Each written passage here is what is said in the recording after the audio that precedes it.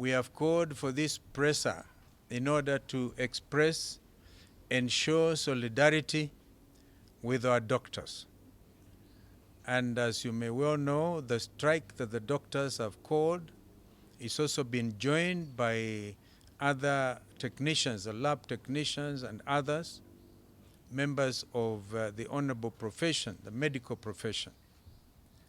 We are also aware that as we speak, they are actually demonstrating.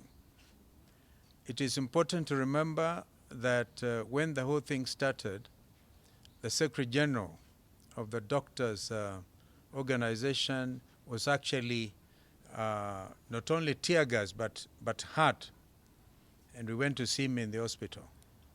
Since then, we had hoped that the Kwanza regime would have taken seriously the demands by the doctors. So, without much ado, we want to say we stand in absolute solidarity with the doctors.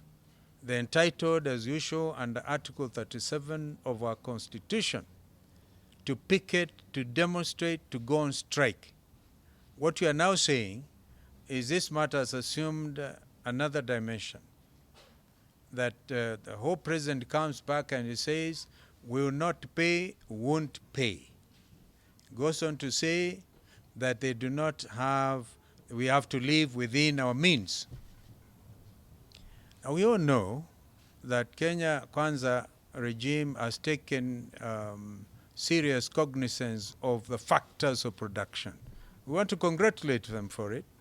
When they say they want to go for development in terms of economic growth and not consumption. But they've been preaching water and drinking heavy wine. Look at the style, the lavish style that they have assumed. If only they could cut down, because during the National Dialogue Committee meetings, we were able to address some of these issues. And a statement issued that they were going to cut down on travel, for example, that those traveling, say, within the region will all fly economy. But what has actually happened? We have seen exponential growth in expenditure by this government. We all are aware that the wage bill is high, but the way to handle the high wage bill is not to deny people rights. After all, they are collecting so much in terms of taxation.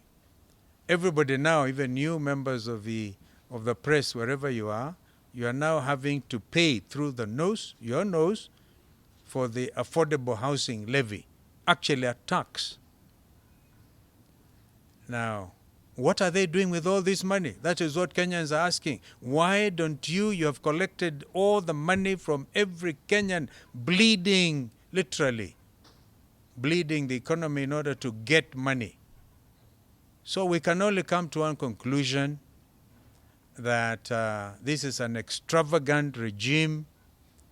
They want to be able to milk every penny out of the Kenyans and be able, and then even refuse to pay the doctors.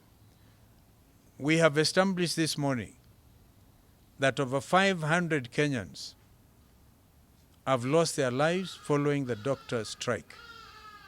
You may even want to compare that to Shakahola.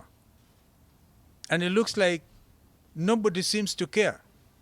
We are here to say you will care, because if you don't, we are going to come back to this podium and make further statements with regard to showing solidarity with the Kenyan doctors.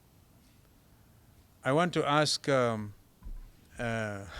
Mwangi or Eugene to talk to you about the fake fertilizer. It's sort of a product of heavy corruption. All what you are seeing really smacks of nothing but pure corruption.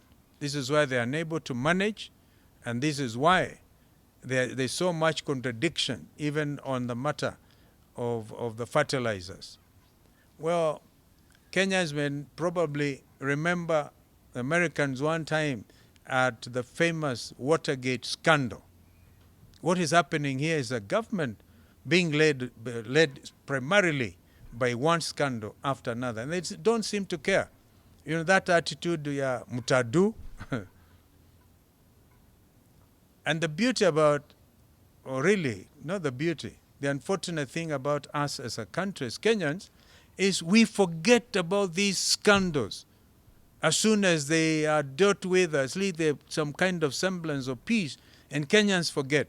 Now, this time, we are calling on our nation, on all citizens of goodwill, to take note of every scandal and hold this government to account. But for now, we've decided to issue a very clear statement that we are in solidarity with our doctors. That means if the, in fact, I think it was Eugene who was calling on one CS to resign. Personally, I don't think I have a lot of regard for these CSCs. Whether they resign or they don't resign, they are part and parcel of a regime that is failing its citizens. We are consulting. We are consulting, and if they do not stop this strike, obviously Kenyans are free to join.